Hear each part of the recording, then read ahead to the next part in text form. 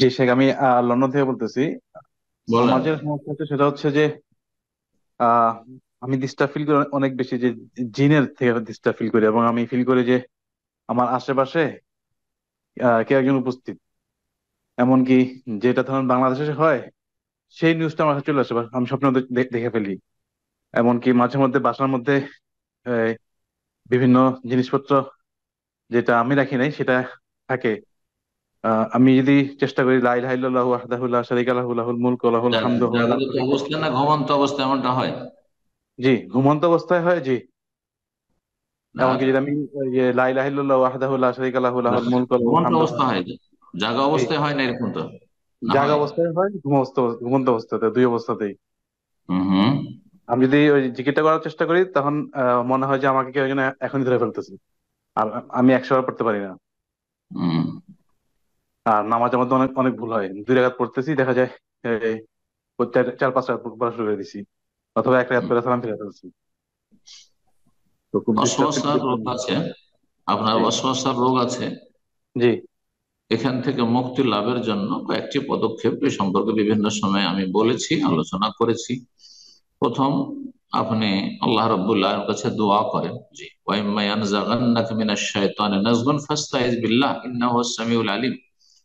যদি শয়তানের পক্ষ থেকে কোন রকমের কুমন্ত্রণা ওয়াসওয়াসা দেওয়া হয়, ওয়াসওয়াসার শিকার, কুমন্ত্রণার শিকার, তাহলে তুমি আল্লাহর কাছে আশ্রয় কামনা করো। আউযু বিল্লাহি মিনাশ শাইতানির রাজিম, বেশি বেশি পড়ে আউযু বিল্লাহ, সংক্ষেপে আউযু বিল্লাহ। যখনই এরকম আউযু বিল্লাহ, আউযু বিল্লাহি মিনাশ শাইতানির, আউযু বিল্লাহিস সামিউল আলিম মিনাশ শাইতানির রাজিম মিন হামজিহি ওয়া নাফখিহি ওয়া নাফসিহি।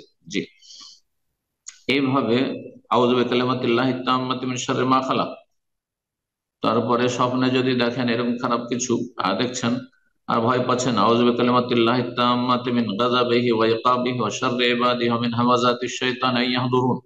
এই দোয়াগুলি পড়বেন। আর দোয়া হয়ে গেল, তাহলে এমনি আল্লাহর কাছে দোয়া করেন, আল্লাহ তুমি ওয়াসওয়াসা রক্ষা করো। 2 নম্বর হচ্ছে আপনি পবিত্রতা সুন্দরভাবে করবেন, অজু সুন্দরভাবে করবেন, কিন্তু তাতেও যেন ওয়াসওয়াসার শিকার না হন। বারবার করে ধুইতে থাকছেন অঙ্গ, এরকম হইলে হবে না, তাহলে পরাও করবেন না। তাহারাতে যেন কোনো রকম ত্রুটি না হয়। ঘরে কোনো ছবি টবি রাখবেন না, কোনো প্রাণীর ছবি। জি। গুনাহ যেন না হয় আপনার, মানে চোখের গুনাহ, আজকাল সোশ্যাল মিডিয়ার গুনাহ, নির্জনতার গুনাহ, এগুলো থেকে মুক্ত থাকবেন। পাপ থেকে মুক্ত থাকবেন, কারণ পাপ যত বাড়বে তত তত শয়তান সুযোগ পাবে, শয়তানের দাপট চলবে। আর তারপরে আরেকটি কাজ যেটা করবেন সেটা হচ্ছে, যখনই আপনার এরকম অস্বস্থ হচ্ছে, ভয় পাচ্ছে, পরোয়া করবেন না, না কিছুই হয়নি, আসলে সমস্যা বলে কিছুই হয়নি। হ্যাঁ, কিছুই হয়নি, আপনি আপনার গতিতে চলবেন। সন্দেহ হচ্ছে, আপনি ধরে নেন, কমটা ধরে নিয়ে বারবার যাবেন না। 3 না 4 পড়লাম, 3 ধরে নেন, আর তারপরে 1 পুরো পুরো করে নেন, আর সহজে করে নেন, আপনি আর পরোয়া করেন না।